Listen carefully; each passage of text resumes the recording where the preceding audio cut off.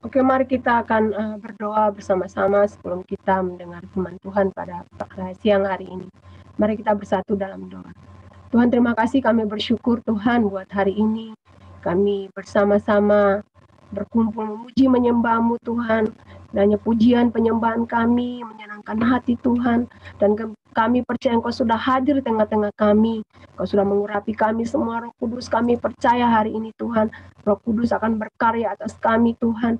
Urapi kami semua, urapi setiap kami jemaat-Mu yang akan mendengarkan kebenaran firman-Mu, supaya kami sungguh-sungguh mendengar, kami boleh memperhatikan, kami boleh merenungkan dan melakukannya dalam seluruh kehidupan kami. Urapi hamba-Mu Tuhan, hambanya alat-Mu, biar Tuhan pakai hamba sebagai alat untuk menyampaikan kebenaran firman-Mu pada pagi hari ini, supaya kami semua diperlengkapi, kami semua bertumbuh dalam kebenaran firman-Mu. Pakai kami semua Tuhan dalam nama Yesus, setiap kuasa kegelapan, roh jahat yang mau mengalihkan perhatian kami, yang mau mencuri benih firman-Mu, kami ikat kuasanya dalam nama Tuhan Yesus Kristus. Kami percaya Tuhan bahwa saat ini Roh Kudus ada di tengah-tengah kami, di dalam kami untuk memimpin, mengurapi kami semuanya.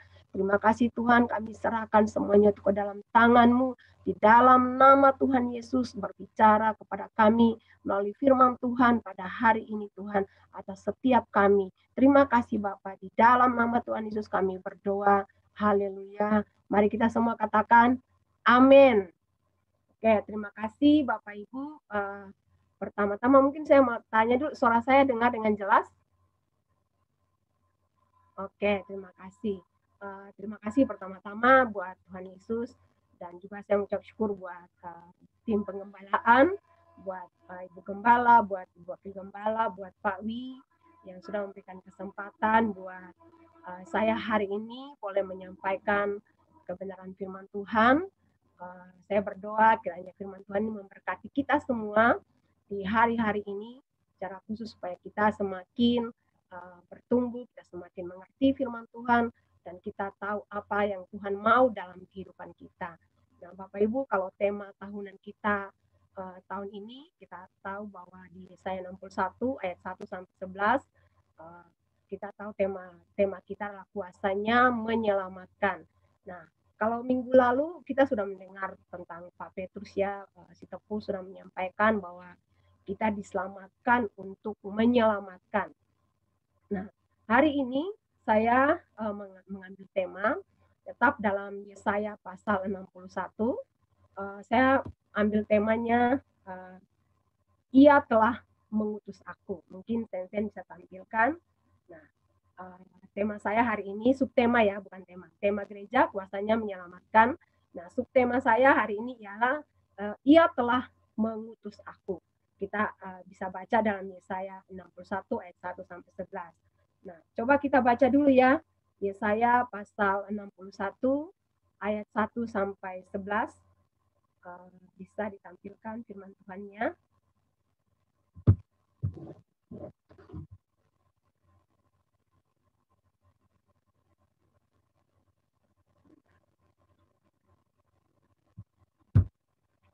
Oke, kalau Bapak Ibu udah dapat, oh ya, nanti ya. Oke, kita baca bersama-sama ya Bapak Ibu. Bapak Ibu di rumah masing-masing boleh membaca. Kita baca firman Tuhan di ayat 1 sampai dengan ayat yang 11. Yesaya 61 ayat 1 sampai 11. Demikianlah firman Tuhan. Yuk sama-sama ya. 1, 2, 3. Roh Tuhan Allah ada padaku, oleh karena Tuhan telah mengurapi aku. Ia telah mengutus aku untuk menyampaikan kabar baik kepada orang-orang sengsara dan merawat orang-orang yang remuk hati, untuk memberitakan pembebasan kepada orang-orang tawanan dan kepada orang-orang yang terkurung kelepasan dari penjara, untuk memberitakan tahun rahmat Tuhan dan hari pembalasan Allah kita, untuk menghibur semua orang berkabung, untuk mengaruniakan kepada mereka perhiasan kepala ganti abu, minyak untuk pesta ganti kain kabung, nyanyian puji-pujian ganti semangat yang pudar, supaya orang menyebutkan mereka pohon tarbantin kebenaran, tanaman Tuhan untuk memperlihatkan keagungannya. Mereka telah membangun Tuhan yang sudah berabad-abad dan akan mendirikan kembali tempat-tempat yang sejak dahulu menjadi sunyi. Mereka akan membaharui kota-kota yang runtuh. tempat-tempat yang telah turun-temurun menjadi sunyi. Orang-orang luar akan melayani kamu sebagai gembala kambing dombamu, dan orang-orang asing akan bekerja bagimu sebagai petani dan tukang kebun anggurmu. Tetapi kamu akan disebut imam Tuhan dan akan dinamai pelayan Allah kita. Kamu akan menikmati kekayaan bangsa-bangsa dan akan memegahkan diri dengan segala harta benda mereka. Ayat. Sebagai ganti bahwa kamu mendapat malu 2 kali lipat, dan sebagai ganti noda dan ludah yang menjadi bagianmu, kamu akan mendapat warisan 2 kali lipat di negerimu, dan sukacita abadi akan menjadi kepunyaanmu. Sebab aku Tuhan mencintai hukum dan membenci perampasan dan kecurangan. Aku akan memberi upamu dengan tepat dan akan mengikat perjanjian abadi dengan kamu. Keturunanmu akan terkenal di antara bangsa-bangsa dan anak cucumu di tengah-tengah suku-suku bangsa, sehingga semua orang yang melihat mereka akan mengakui bahwa mereka adalah keturunan yang diberkati Tuhan. Ayat 10 dan 11, aku bersukaria di dalam Tuhan, jiwaku bersorak-sorai dalam Allahku, sebab ia mengenakan pakaian keselamatan kepadaku dan menyelubungi aku dengan jubah kebenaran, seperti pengantin laki-laki yang mengenakan perhiasan kepala dan seperti pengantin perempuan yang memakai perhiasannya. Sebab seperti bumi memancarkan tumbuh-tumbuhan dan seperti kebun menumbuhkan benih yang ditaburkan, demikianlah Tuhan Allah akan menumbuhkan kebenaran dan puji-pujian di depan semua bangsa-bangsa. Amin. Terima kasih Kak Sensen. Nah, Bapak Ibu yang terkasih, mungkin kita tahu bahwa kalau seorang yang namanya seorang duta besar adalah utusan dari suatu negara ke negara lain. Misalnya contohnya ya bangsa kita Indonesia, kita pasti pemerintah kita akan mengutus seorang duta besar ke negara yang kita ada kerjasama atau berhubungan baik dengan kita. Tujuannya apa? Duta besar ini tujuannya adalah sebagai utusan dari negara kita untuk di negara yang akan dituju, dia di sana bertanggung jawab untuk segala sesuatu yang berurusan dengan negara kita, baik itu mungkin ada masyarakat kita yang tinggal di sana atau berurusan dengan segala yang berhubungan dengan bangsa kita. Nah, demikian pula bangsa-bangsa lain, mereka pasti punya utusan atau duta-duta besar di setiap negara yang mereka ada hubungannya, ada kerjasama. Nah, Bapak Ibu, kita tahu bahwa kita sering mendengar bahwa kita ini adalah duta-duta Kristus. Kita ini adalah utusan-utusan Kristus. Nah, hari ini saya kasih tema ia telah mengutus aku. Nah, tadi saya ambil dari ayat Yesaya pasal 61 ayat 1. Itu dikatakan situ Yesaya berkata bahwa Roh Tuhan Allah ada padaku, sebab ia telah mengurapi aku dan ia telah mengutus aku. Jadi Yesaya ini, kalau kita tahu Yesaya ini seorang nabi yang memang dipanggil secara khusus untuk berbicara buat bangsa Yahudi, tapi khusus kerajaan selatan, yaitu orang-orang Yehuda. Nah, jadi waktu Yesaya dipanggil, kalau kita baca di Yesaya pasal 6, itu di situ dikatakan bahwa pada tahun matinya Raja Usia, nah Yesaya mendapat penglihatan, dan disitulah dia dipanggil untuk menjadi seorang nabi. Nah, kalau kita baca di situ ada perkataan Yesaya gini, ini aku, utuslah aku. Jadi pada pasal 6 itu Yesaya menerima panggilan dan dia menyerahkan hidupnya untuk menjadi seorang utusan atau seorang nabi khusus buat bangsa Yehuda. Nah, pada pasal 61 dia berkata bahwa ia telah mengutus aku. Jadi bahasanya itu udah berbeda lagi. Kalau yang pasal 6 dia berkata, ini aku, utuslah aku. Tapi pada pasal 61, Yesaya berkata, ia telah mengutus aku. Jadi Yesaya tahu bahwa Tuhan sudah memanggil dia dan Tuhan mengutus dia untuk berbicara kepada bangsa Yehuda. Nah, kalau kita tahu ya bangsa Yehuda pada saat Yesaya berbicara menyampaikan firman Tuhan di pasal 61, itu sedang berada di pembuangan. Mereka ada di kerajaan Babilonia. Mereka diangkat, ditawan oleh Raja Nebukadnezar sebagai orang-orang buangan di sana. Nah, pada saat mereka di pembuangan itu bukan sesuatu yang enak, Bapak Ibu.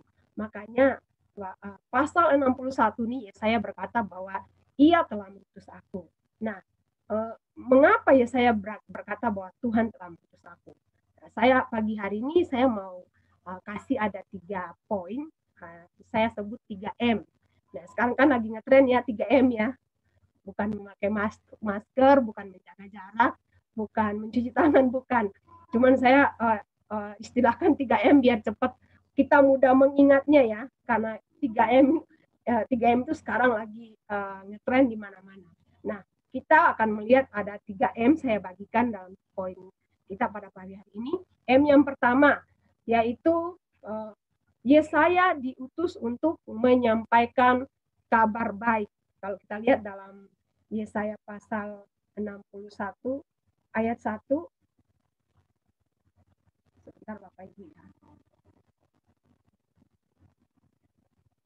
Yesaya 61 ayat 1 berkata bahwa Roh Tuhan Allah ada padaku karena Ia telah mengurapi aku, Ia telah mengutus aku untuk menyampaikan kabar baik. Nah, jadi Yesaya pertama dipanggil. Dia menyadari bahwa tugas dia pertama adalah menyampaikan kabar baik. Menyampaikan kabar baik kepada siapa? Kepada orang-orang Yehuda yang ada di pembuangan. Mereka di sana tuh dalam masa-masa yang sulit, masa kesengsaraan. Firman Tuhan berkata mereka adalah orang-orang sengsara. Kemudian orang-orang yang remuk hatinya. Nah, Bapak Ibu, mungkin kalau kita tahu yang namanya tawanan perang itu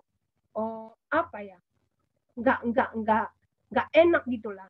Kita pernah mungkin nonton film ya, ketika Amerika mengalahkan Jepang dan orang-orang tentara-tentara Jepang ditawan menjadi tahanan perang dari Amerika. Nah, mungkin mereka di sana dianiaya, disiksa dan sebagainya, mungkin ada yang juga dibunuh dan sebagainya. Jadi ketika bangsa Israel secara khusus orang-orang Yehuda mereka mengalami kekalahan dalam perang dan kemudian mereka diangkut oleh Raja Nebukadnezar ke dalam pembuangan di Babilonia. Nah, di sana mereka mengalami penderitaan, mereka mengalami kesengsaraan, mereka mengalami sampai dikatakan firman Tuhan berkata remuk hatinya. Berarti emang masa-masa yang sangat sulit mereka harus hadapi di sana. Mungkin ada tekanan, ada mereka diperhamba, mereka diperbudak, mereka dijajah, dan itu nggak enak Bapak Ibu buat mereka. Nah, di tengah-tengah situasi seperti itu, Yesaya berkata bahwa ia telah diutus oleh Tuhan untuk menyampaikan kabar baik bagi bangsa Yehuda. Kabar baiknya apa? Bahwa satu waktu mereka akan kembali lagi ke tanah air mereka. Bahwa satu waktu mereka akan kembali lagi ke Yerusalem, ke kota yang mereka sudah tinggalkan. Bahwa satu waktu mereka akan mengalami yang namanya pembebasan. Mereka akan dilepaskan dan mereka akan kembali. Nah, itu kabar baik buat mereka. Kabar baik buat orang-orang Yehuda yang ada di pembuangan. Itu kabar yang datangnya dari Tuhan. Tapi sudah Bapak Ibu, kalau kita baca bahwa ini semua terjadi akibat dari apa? Mereka tidak taat lagi kepada Tuhan. Mereka memberontak terhadap Tuhan. Harusnya mereka menyembah Allah yang sudah menuntun mereka keluar dari Mesir, yang sudah membawa mereka masuk ke tanah Kanaan, tanah yang berlimpah susu dan madu. Tapi kalau kita baca dalam Tawari, kemudian dalam Raja-Raja, bagaimana kehidupan mereka. Mereka jatuh dalam penyembahan berhala. Mereka jatuh dalam hal-hal yang menyakiti hati Tuhan. Sehingga akibat dari semuanya itu, mereka harus dibuang dari tanah, dari Yerusalem, dari kota mereka. Mereka harus dibuang, dibawa ke pembuangan, masuk ke dalam masa-masa kesengsaraan buat mereka. Nah, Bapak Ibu, kalau mungkin Bapak Ibu pernah pergi mengunjungi orang-orang yang di penjara sana, mereka mungkin hidupnya nggak enak, mereka mungkin hidupnya sengsara, mereka di sana mungkin hidupnya itu nggak baik, nggak baik lah. Tapi Bapak Ibu bahwa ada kabar baik bahwa satu waktu pasti mereka akan dibebaskan, mereka pasti akan dilepaskan. Nah, demikian pula apa yang terjadi dengan bangsa Yehuda itu terjadi juga dengan hidup kita. Bahwa firman Tuhan berkata bahwa akibat daripada dosa kita nih semua terbuang jauh dari hadapan Tuhan. Kita semua kehilangan kemuliaan Tuhan.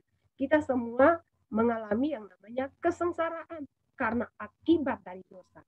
Tapi ada kabar baiknya. Nah, kalau kita lihat waktu Tuhan Yesus memulai pelayanannya, kita baca di Lukas pasal 4 ayat 18. Silakan tolong Pak Sensen. Lukas pasal 4 ayat 18. Nah, ini dikutip oleh Tuhan Yesus sebelum dia memulai dari pelayanan. Kalau kita baca, ketika dia kembali dari padang gurun, Tuhan Yesus kembali dari padang gurun, dia masuk ke bait Allah, kemudian dia diberikan kitab suci, kemudian dia waktu membuka, nah dia menemukan ayat ini, ayat Yesaya 61 ayat 1 ini, dan dia membacanya di dalam Lukas 4 ayat 18 berkata gini, Roh Tuhan Allah ada padaku, sebab ia telah mengurapi aku untuk menyampaikan kabar baik kepada orang-orang miskin. Ia telah mengutus aku. Nah, terima kasih, sampai sini aja. Jadi ini ayat yang dikutip oleh Tuhan Yesus waktu dia memulai pelayanannya. Di awal sebelum dia memulai pelayanannya di bumi ini, dia mengutip ayat ini bahwa ia telah mengutus aku, bahwa Bapaknya mengutus dia untuk apa? Menyampaikan kabar baik kepada orang-orang miskin. Nah, pertanyaannya Bapak Ibu, kabar baik itu apa? Nah, kalau sekarang ini kita banyak mendengar kabar-kabar buruk, kabar-kabar negatif, kabar-kabar hoax mungkin yang membuat kita tuh takut, yang membuat kita mungkin khawatir, membuat kita cemas, apalagi hari-hari ini ya, kita mulai lagi mendengar banyak berita-berita yang menakutkan. Tapi ada kabar baik yang harus kita dengar dan harus kita sampaikan kepada orang lain. Karena saat ini banyak orang sedang menantikan atau menunggu kabar baik. Dan kabar baik itu apa? Kabar baik itu kalau dalam bahasa asing sama dengan Injil. Nah, kalau kita baca Injil, Injil itu berbicara tentang apa? Tentang Tuhan Yesus. Injil-Injil yang kita baca dari Matius, Markus, Lukas, Yohanes, itu berbicara tentang Tuhan Yesus. Tuhan Yesus mulai dari dia lahir, dia pelayanan, sampai dia mengalami penderitaan, kesengsaraan, bahkan sampai dia mati, disalibkan, mati, dikuburkan, bangkit, hidup, bangkit, naik ke surga, semuanya. Injil-Injil itu menceritakan tentang Tuhan Yesus. Itulah kabar baik yang harus kita sampaikan kepada dunia ini. Itulah kabar baik yang harus kita beritakan. Karena saat ini banyak orang sedang menunggu, menanti, mendengar kabar yang baik. Karena mereka sedang mengalami yang namanya ketakutan dengan sakit penyakit, dengan pergumulan, dengan situasi, dengan keadaan. Itu sangat menakutkan. Sebab itu banyak orang-orang di sekeliling kita mungkin memerlukan kabar baik. Tugas kita seperti Yesaya. Kenapa?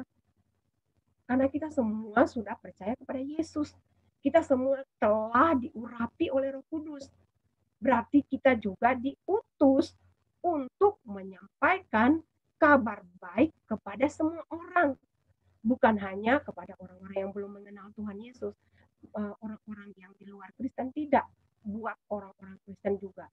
Nah, Bapak Ibu, saya selama bulan Juni ini Tuhan izinkan saya untuk melayani secara khusus keluarga saya, dari keluarga mama saya. Jadi ada yang kena sakit kanker, ada yang sakit, adik mama saya udah berusia 70 tahun, dia di perutnya tiba-tiba membesar, tapi dokter tidak menemukan penyakit. Jadi kebetulan kampungnya itu sinyal agak susah untuk nggak ada sinyal gitu. Jadi saya berdoa, Tuhan tolong supaya saya bisa melayani mereka. Nah, puji Tuhan, seminggu ini saya bisa menghubungi mereka karena sudah ada sinyal. Jadi saya bisa telepon dan saya bisa layani, saya bisa doakan, saya tantang untuk terima Yesus. Mereka memang sudah Kristen dari kecil, tapi saya bilang peragama Kristen itu tidak menyelamatkan, itu tidak menjamin kalau kamu tidak mengenal Tuhan Yesus secara pribadi.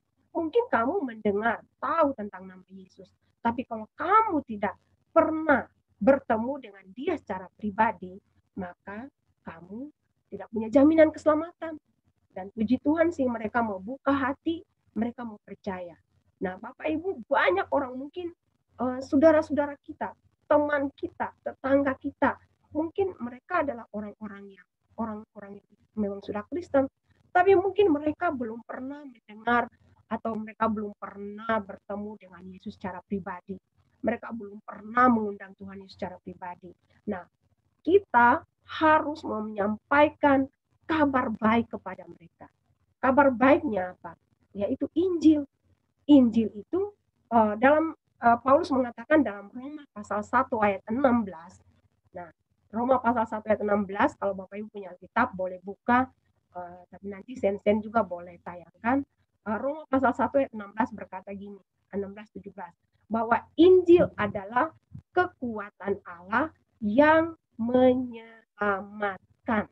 Nah, kita baca ya, Roma pasal 1 ayat 16-17, Rasul Paulus berkata gini, sebab aku mempunyai keyakinan yang kokoh dalam Injil, karena Injil adalah kekuatan Allah yang menyelamatkan setiap orang yang percaya. Pertama-tama orang Yahudi, tetapi juga orang Yunani. Sebab di dalamnya nyata kebenaran Allah yang bertolak dari iman dan memimpin kepada iman. Seperti ada tertulis, orang benar akan hidup karena iman. Amin. Jadi ini adalah sebuah keyakinan dari seorang rasul besar yang namanya Rasul Paulus, bahwa dia mempunyai keyakinan yang kokoh. Kokoh artinya tidak bisa digeserkan, tidak bisa berubah, tidak bisa berpindah, bahwa dia tidak punya keyakinan yang sungguh-sungguh bahwa Injil itu adalah kekuatan Allah yang menyelamatkan setiap orang yang percaya. Jadi Injil itu menyelamatkan setiap orang yang percaya. Nah, kalau dia sudah mendengar Injil atau dia berkata dia sudah ke gereja, tapi kalau dia tidak percaya kepada yang namanya Tuhan Yesus, dia cuma tahu tapi tidak percaya, Alkitab tidak menjamin bahwa dia diselamatkan. Jadi itulah berita keselamatan, itulah berita kabar baik yang harus kita sampaikan. Seperti Nabi Yesaya menyampaikan kepada bangsa Yehuda, tugas kita, Bapak, Ibu, Saudara, kita semua, siapapun kita, dimanapun kita, apapun jabatan kita, kita harus menyampaikan kabar baik kepada semua orang. Karena kabar baik ini harus diberitakan, itulah perintah Tuhan. Kalau kita lihat Tuhan Yesus sebelum naik ke surga, dia berkata, pergi beritakanlah Injil. Itu perintah Tuhan yang harus kita lakukan. Tugas itu bukan tugas penginjil, bukan hanya tugas rasul, bukan hanya tugas gembala, bukan hanya tugas dari nabi atau pengajar atau pendeta atau mereka yang sekolah Alkitab. Tidak, itu tugas kita semua sebagai tubuh Kristus, sebagai gereja. Tugas kita untuk menyampaikan kabar baik bagi semua orang. Karena kabar baiklah yang menyelamatkan kita, bukan kabar-kabar yang mungkin ada banyak motivator yang punya kata-kata yang baik, tapi itu bukan kabar baik. Kabar baik itu hanya ada dalam Injil, hanya ada dalam Tuhan Yesus, bahwa Tuhan Yesus yang sudah menyelamatkan kita. Bahkan Rasul Paulus berkata dalam 1 Korintus 15 ayat 1 sampai 3, itu ayat 1 sampai 15, cuman saya baca di ayat atas-atasnya aja. Boleh ditayangkan, Sen-Sen kita boleh baca. 1 Korintus pasal 15 ayat. Oke, kita baca sampai dengan ayat. Oke, kita baca ayat 1 dulu ya. 1 Korintus 15 ayat 1 sampai 15, tapi saya nggak baca semua ayatnya ya. Dan sekarang saudara-saudara, aku mengingatkan kamu kepada Injil yang aku beritakan kepadamu dan yang kamu terima dan yang di dalamnya kamu teguh berdiri. Oleh Injil itu kamu diselamatkan, asal kamu teguh berpegang padanya, seperti yang telah kuberitakan kepadamu. Kecuali kalau kamu telah sia-sia menjadi percaya, sia-sia saja menjadi percaya. Sebab yang sangat penting telah kusampaikan kepadamu, yaitu apa yang telah kuterima sendiri, ialah bahwa Kristus telah mati karena dosa-dosa kita sesuai dengan kitab suci, bahwa ia telah dikuburkan dan bahwa ia telah dibangkitkan pada hari yang ketiga sesuai dengan kitab suci, bahwa ia telah menampakkan diri kepada Kefas dan kemudian kepada ke-12 muridnya. Ayat 6 coba Senten. Sesudah itu ia menampakkan diri kepada lebih dari 500 saudara sekaligus. Kebanyakan dari mereka masih hidup sampai sekarang, tapi beberapa di antaranya telah meninggal. Selanjutnya ia menampakkan diri kepada Yakobus, kemudian kepada semua rasul, dan yang paling akhir dari semuanya ia menampakkan diri juga kepadaku, sama seperti kepada anak yang lahir sebelum waktunya. Oke, terima kasih, sampai situ aja.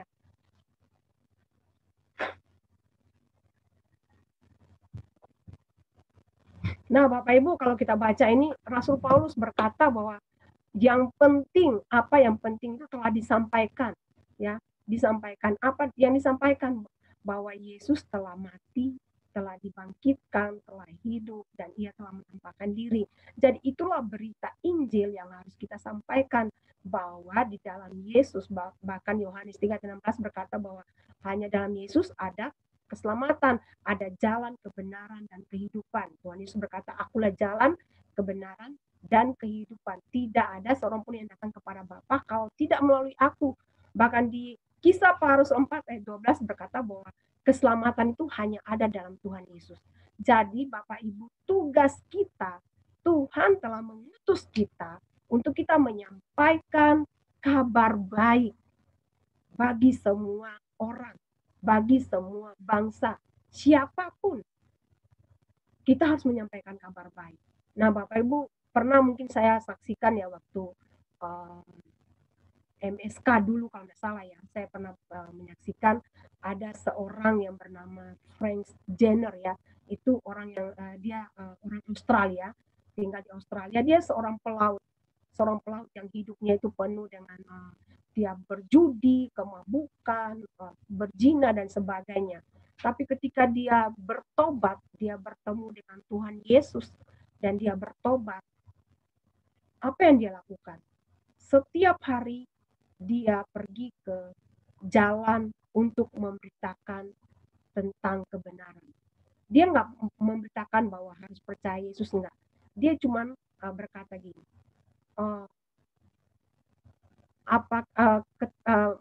mungkin seperti ini, kalau suatu waktu kamu meninggal, kemana kamu pergi? Karena kitab suciku berkata bahwa hanya ada dua jalan, hanya ada dua. Satu, kamu ke kehidupan kekal, atau kamu ke kebinasaan kekal. Coba kamu renungkan. Nah, dia setiap hari dia ketemu orang, dia berkata cuma seperti itu. Tapi Bapak Ibu tahu bahwa beribu-ribu orang bertobat dan diselamatkan. Percaya kepada Yesus. Ketika mereka pulang, mereka merenungkan kata-kata itu. Kemudian mereka membuat keputusan untuk percaya dan menyerahkan hidup mereka kepada Tuhan Yesus. Nah, Bapak Ibu, mungkin kita nggak harus berkhotbah, harus melakukan seperti penginjil yang profesional, tapi mungkin kita menyampaikan tentang kabar keselamatan kepada orang, seperti yang dilakukan oleh Frank Jenner ini. Dia hanya mengatakan seperti itu, tapi ada banyak orang yang bertobat, sekalipun mungkin dia nggak tahu, tapi dari kesaksian banyak orang, mereka bertobat karena mereka mendengar perkataannya. Ketika dia hanya menanyakan pertanyaan seperti itu. Jadi Bapak Ibu, mari hari ini kita harus tahu tugas kita yang pertama. Setelah kita percaya Yesus, setelah kita diselamatkan oleh Tuhan Yesus, setelah kita diurapi oleh Roh Kudus, yang pertama tugas kita menyampaikan kabar baik. Itu tugas Bapak Ibu dan Saudara. Tugas kita dimanapun kita berada, kita harus menyampaikan kabar baik. Itu M yang pertama. M yang kedua, Bapak Ibu, bukan hanya orang mendengar kabar baik, tidak cukup orang hanya mendengar kabar baik, tapi M yang kedua ini harus kita lakukan juga. Dan ini dulu saya lihat kita sering lakukan ya, waktu zaman SPK, MSK, SPY, ya, dulu scam. Nah itu kita sudah lakukan, tapi kita akan lakukan terus.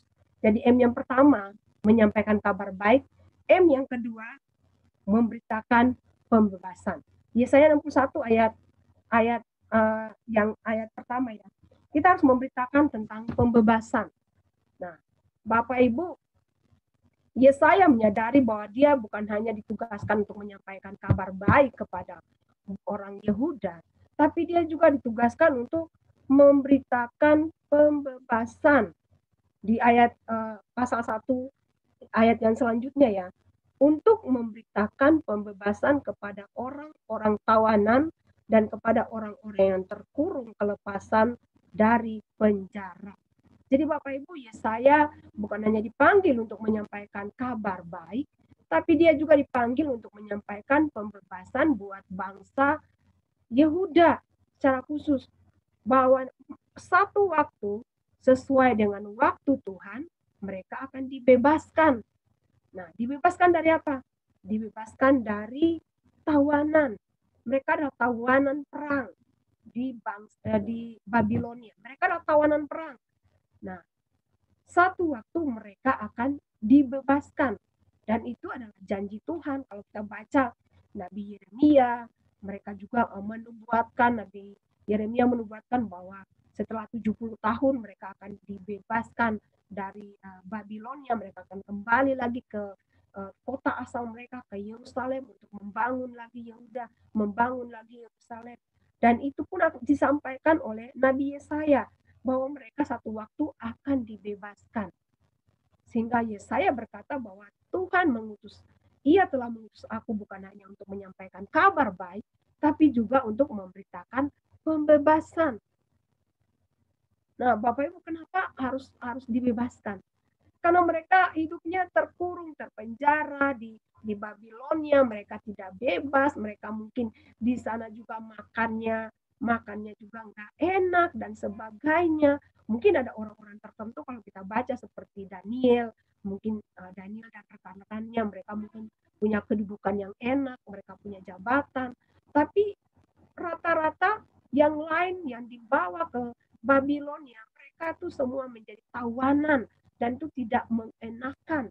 Mungkin mereka harus disuruh membangun seperti yang dulu terjadi dengan bangsa Israel di Mesir ya. Mereka harus membangun kota-kota, mereka harus membangun gedung-gedung, mereka harus diperbudak, dan itu pun mereka alami di Babilonia. Mereka ditekan, mereka dikuasai sehingga hidupnya itu seperti tawanan yang nggak bebas.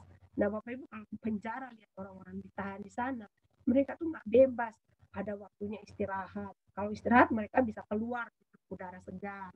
Tapi ketika waktunya nggak istirahat, mereka kembali lagi ke sel-sel mereka yang mungkin sempit, kecil. Di situ banyak orang, mereka harus berjejal-jejal, mereka harus banyak di situ. Mungkin mereka mandi di situ, mereka melakukan aktivitas di situ. Nggak enak. Sebagai seorang tawanan tuh mungkin nggak enak seperti itu. Nah, Bapak Ibu, saya pernah ke Nusa Kambangan ya. Mungkin ke beberapa penjara saya pernah masuk, tapi ke Nusa Kambangan saya pernah masuk. Nah, itu Bapak Ibu di sana mereka tuh benar-benar dikurung seperti apa ya? Jadi mereka tuh nggak bisa keluar sembarangan. Mau ibadah pun mereka apa diizinkannya itu nggak boleh lewat dari waktu yang sudah ditentukan. Bahkan kita yang mau masuk pun di situ, waduh, pemeriksaannya ketat sekali. Nggak boleh bawa handphone, nggak boleh bawa tas, nggak boleh bawa apapun.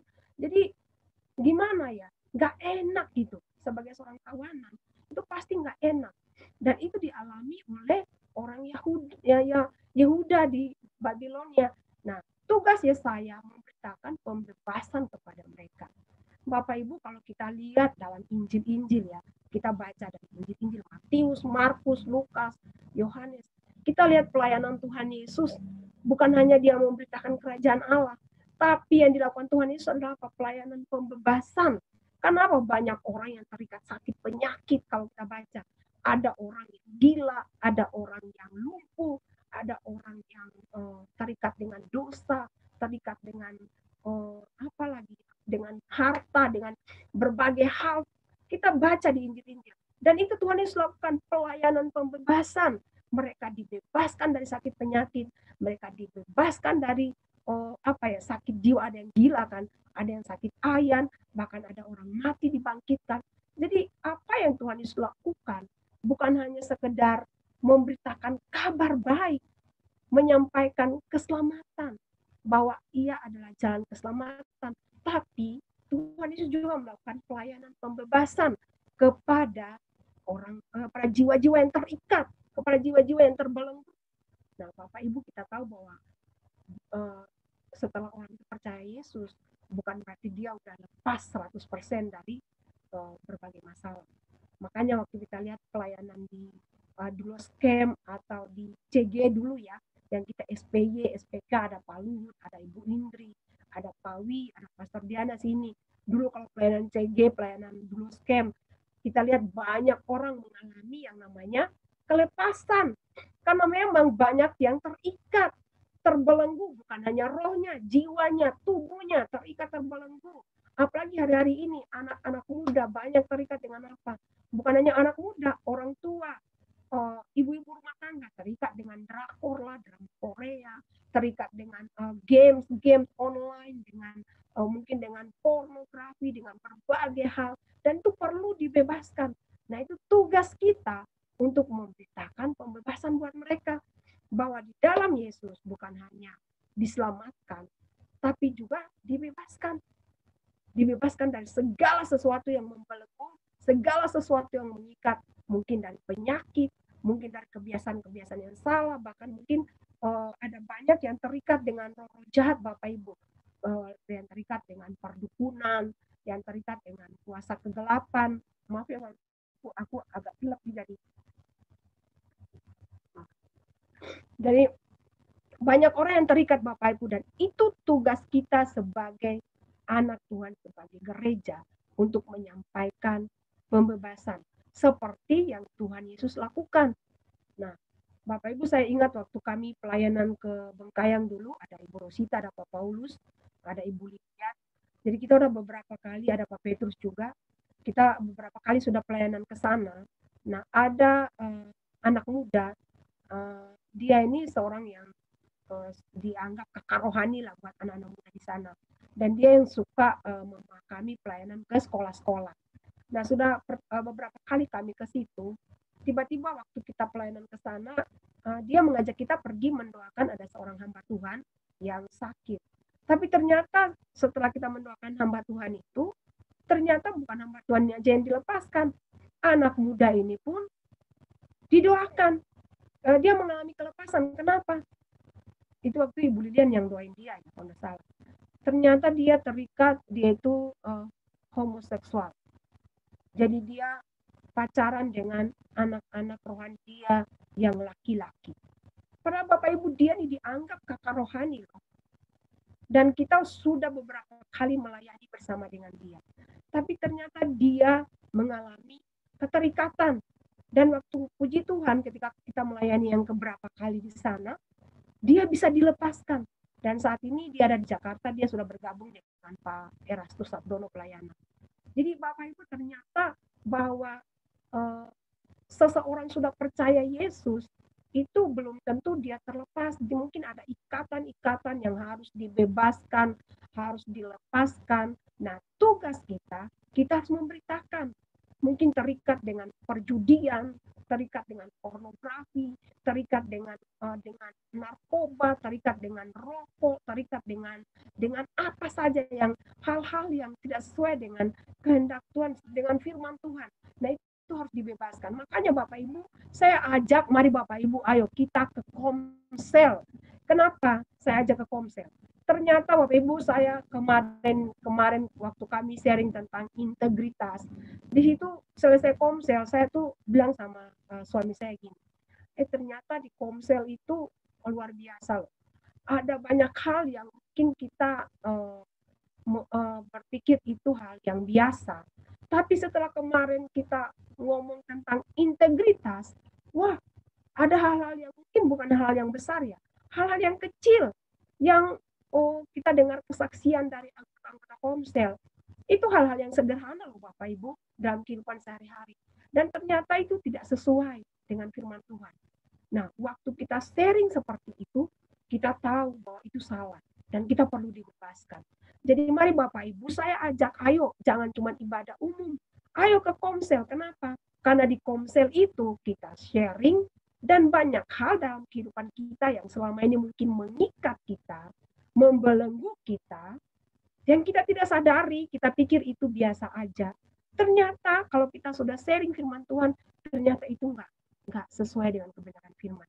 Dan harus kita tinggalkan.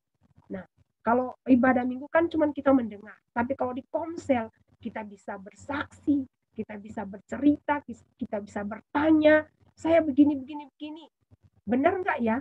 Nah, itu kesaksian kemarin di komsel wilayah 1 hari Kamis ya. Itu perkara yang sederhana gitu loh. Tapi ibu ini bertanya, apakah ini benar? Saya berbohong enggak? Jadi di situ kita bahas bersama-sama. Jadi mari Bapak Ibu di komsel, hadir di komsel. Kenapa? Karena di komsel itulah kita mengerti dan kita tahu ada banyak hal yang mengikat hidup kita. Tapi setelah kita tahu, kita bisa dilepaskan, kita bisa dibebaskan. Nah, makanya yang kedua, tugas kita bukan hanya memberitakan, menyampaikan kabar baik. Yang kedua, kita harus memberitakan pembebasan. Pembebasan kepada siapa? Kepada semua orang. Mungkin itu keluarga kita. Mungkin itu teman kita di kantor yang kita anggap mungkin dia udah percaya Tuhan Yesus. Tapi belum tentu. Kalau kita menyampaikan, mungkin ada masalah-masalah yang mengikat hidupnya. Ada kebiasaan-kebiasaan buruk yang mungkin dia simpan selama ini. Contohnya mungkin dia nggak bisa mengampuni, atau dia terikat dengan luka hati, dengan kebencian, dengan dendam, dengan amarah, dengan iri hati. Nah, dia harus dibebaskan. Bukan hanya dia ya, kita di sini pun kita harus dibebaskan.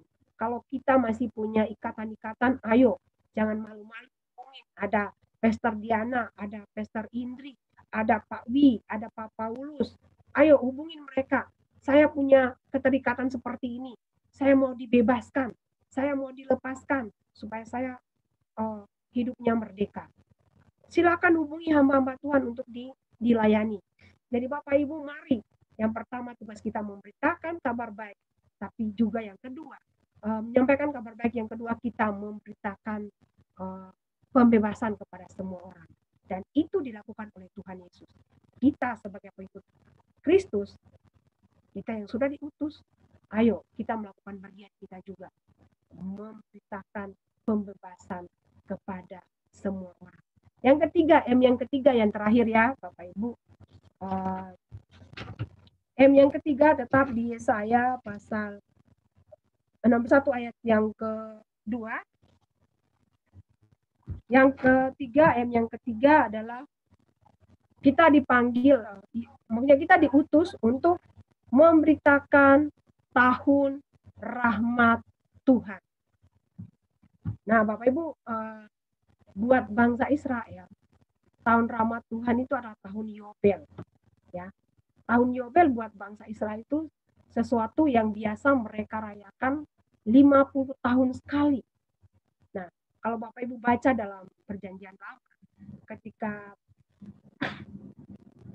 maaf ya Bapak Ibu, saya ketika tahun Yobel itu tiba, bangsa Israel ini mereka semua berkumpul, kemudian di situ dikatakan mereka tiup trompet ya, karena Yobel itu artinya trompet. Mereka tiup trompet sebagai tandanya mereka akan mulai tahun Yobel. Dan tahun Yobel itu adalah tahun pembebasan di mana para budak-budak itu dibebaskan. Kemudian semua harta kekayaan mereka, misalnya sawah ladang yang dibeli atau dijual, itu harus dikembalikan kepada pemiliknya. Nah, itu terjadi ketika tahun Yobel, di mana mereka harus mengembalikan semua yang mereka ambil dari saudara-saudara mereka, itu harus dikembalikan. Dan para budak-budak yang bekerja itu harus dibebaskan. Nah, ini satu kabar gembira buat orang-orang Yehuda yang ada di Babilonia, karena mereka diperbudak. Sehingga mereka ketika Nabi Yesaya berkata bahwa nanti akan ada tahun pembebasan, tahun rahmat Tuhan, mereka bersukacita. Kalau kita baca ayat-ayat yang 3 sampai seterusnya, itu mereka di sana dikatakan mereka tuh bersuka cita, mereka senang, mereka menghibur semua orang, mengerjakan kepada mereka perhiasan kepala ganti abu, minyak untuk pesta, ganti kain kabung, nyanyian, pujian, ganti semangat yang pudar. Jadi mereka yang tadinya hidupnya diperbudakan, mereka akan mengalami pembebasan. Dan orang yang bebas itu seperti apa ya? Pasti bahagia, pasti senang, pasti bersuka cita, pasti hidupnya itu uh, Pasti dia bersyukur dan sebagainya. Nah, itu yang disampaikan oleh Nabi Yesaya buat orang-orang Yehuda, bahwa akan ada tahun rahmat Tuhan yang terjadi dalam kehidupan mereka. Nah, Bapak Ibu, saya coba cari di Kamus Bahasa Indonesia, rahmat itu artinya apa ya? Ternyata rahmat itu artinya karunia. Nah, karunia kalau Bapak Ibu baca itu adalah karunia. Jadi kalau kita tahu bahwa firman Tuhan berkata bahwa hidup kita diselamatkan hanya karunia Tuhan, hanya karena kasih karunia Tuhan. Kita menerima rahmat Tuhan ketika kabar baik disampaikan, ketika kita percaya kepada Tuhan Yesus, ketika kita menjadikan Dia Tuhan sebagai juru selamat dalam hidup kita, ketika kita menyerahkan hidup kita dibebaskan. Nah, bukankah firman Tuhan dalam ratapan berkata bahwa selalu baru setiap hari rahmatnya. Rahmatnya itu selalu baru setiap hari. Kalau tidak salah ratapan 3 ya. Rahmatnya itu selalu baru setiap hari buat kita. Jadi ternyata bahwa rahmat itu bukan hanya terjadi, tahun Yobel itu bukan hanya terjadi kalau mungkin buat bangsa Israel itu 50 tahun sekali. Tapi buat kita sebagai anak Tuhan, sebagai orang yang sudah percaya kepada Tuhan Yesus, bahwa tahun Yobel itu bisa terjadi setiap hari. Karena firman Tuhan berkata, rahmat Tuhan itu selalu baru setiap hari buat kita. Kasih Tuhan itu selalu baru setiap hari buat kita. Coba kita lihat di Efesus pasal yang kedua. Boleh Sen tayangin Efesus pasal yang kedua.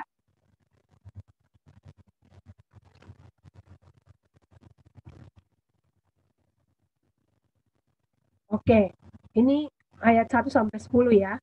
Bapak Ibu saya baca aja. Kamu dahulu sudah mati karena pelanggaran-pelanggaran dan dosa-dosamu. Kamu hidup di dalamnya karena kamu mengikuti jalan dunia ini.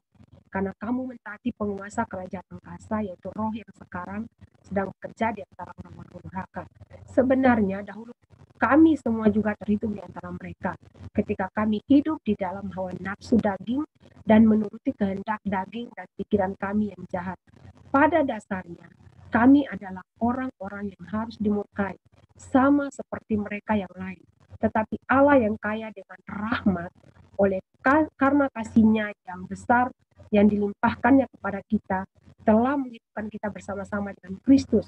Sekalipun kita telah mati oleh kesalahan-kesalahan kita, oleh kasih karunia kamu diselamatkan. Dan di dalam Kristus Yesus Dia telah membangkitkan kita juga dan memberikan tempat bersama-sama dengan Dia di surga, supaya pada masa yang akan datang Dia menunjukkan kepada kita kekayaan kasih karunia-Nya berlimpah-limpah sesuai dengan kebaikan-Nya terhadap kita dalam Kristus. Sebab karena kasih karunia kamu diselamatkan oleh iman. Itu bukan hasil usahamu, tetapi pemberian Allah. Itu bukan hasil pekerjaanmu. Jangan ada orang yang memegahkan diri. Karena kita ini buatan Allah, diciptakan dalam Kristus untuk melakukan pekerjaan baik yang dipersiapkan Allah sebelumnya. Dia mau supaya kita hidup di dalamnya. Amin. Nah, Bapak Ibu, kalau kita baca ayat firman Tuhan ini, tadi dikatakan bahwa rahmat Tuhan itu berlimpah-limpah dalam kehidupan kita. Nah, rahmatnya itu artinya karunia-Nya, kasih karunia Tuhan itu berlimpah-limpah setiap hari. Kita hidup karena kasih karunia Tuhan. Bukankah firman Tuhan berkata bahwa kita ini sudah mati karena dosa, karena pelanggaran-pelanggaran kita, tapi karena kasih karunia kita diselamatkan. Kita dihidupkan bersama-sama dengan Tuhan Yesus. Makanya firman Tuhan bilang, itu bukan hasil usaha kita. Nggak ada orang yang harus membanggakan diri. Kita nggak boleh membanggakan diri kita. Karena keselamatan itu adalah kasih karunia Tuhan yang Tuhan berikan buat kita. Rahmat Tuhan yang telah Tuhan berikan melalui Tuhan Yesus kepada kita, supaya Bapak, Ibu, Saudara, dan saya, kita diselamatkan. Nah, Bapak Ibu, apa yang dikerjakan Tuhan Yesus sungguh sempurna. Dia bukan hanya datang untuk membawa kabar baik, memberitakan keselamatan buat kita, tapi dia juga melakukan pembebasan buat kita semua. Kita semua yang terikat, terbelenggu, jiwa kita, roh kita, tubuh kita, kita dibebaskan. Bukan hanya roh kita diselamatkan dari hukuman kekal, tapi selama kita hidup di bumi pun kita dijamin, kita dibebaskan, kita dilepaskan. Bahkan hari-hari ini kita hidup di tengah-tengah pandemi, situasi yang mungkin menakutkan. Tapi kalau sampai hari ini kita ada, itu bukan karena kuat dan kakak kita, tapi semua karena kasih karunia Tuhan. Kita ada sampai hari ini, kita beribadah walaupun melalui online seperti ini, tapi kita tahu bahwa semua adalah kasih karunia Tuhan. Itu adalah anugerah Tuhan, rahmat Tuhan yang selalu baru, yang berlimpah-limpah buat saudara dan saya. Jadi ayo, mari kita ini bukan hanya dipanggil untuk diselamatkan. Kita bukan hanya diurapi oleh Roh Kudus, tapi kita juga diutus. Diutus kemana?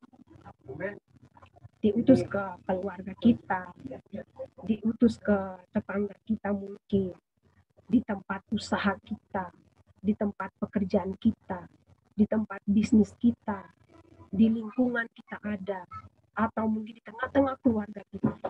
Kita diutus untuk apa?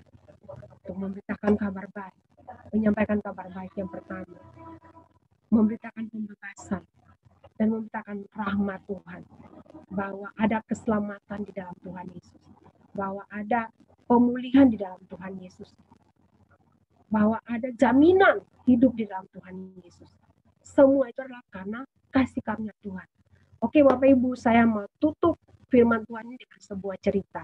Ceritanya ini ada dalam Alkitab Bapak Ibu. Kalau kita baca tentang orang Samaria yang baik hati. Nah, Bapak Ibu kalau kita baca ceritanya itu bahwa ada seseorang yang turun kemudian dia dirampok. Dia bukan hanya dirampok hartanya, tapi dia juga dianiaya sampai dia mengalami luka parah. Kemudian dibuang begitu saja. Nah, kalau Bapak Ibu baca itu ada orang Lewi yang lewat di situ, tapi tidak menolong. Ada imam yang lewat di situ, tidak menolong. Tapi ketika ada orang Samaria yang lewat, dan dia mengetahui bahwa ada orang yang sedang menderita, apa yang dia lakukan? Dia mengambil orang itu, kemudian dia menaikkannya di kuda, di lembunya, di tunggangannya, kemudian dibawa ke penginapan, disuruh diobatin, bahkan dia membayar. Bukan hanya itu saja Bapak Ibu, dia berjanji kalau kurang, dia kembali dari perjalanan, dia akan membayar. Sisanya yang mungkin kurang, uang kurang. Nah, Bapak Ibu tahu nggak, itu adalah gambaran dari Tuhan Yesus. Ketika Tuhan Yesus datang ke dunia,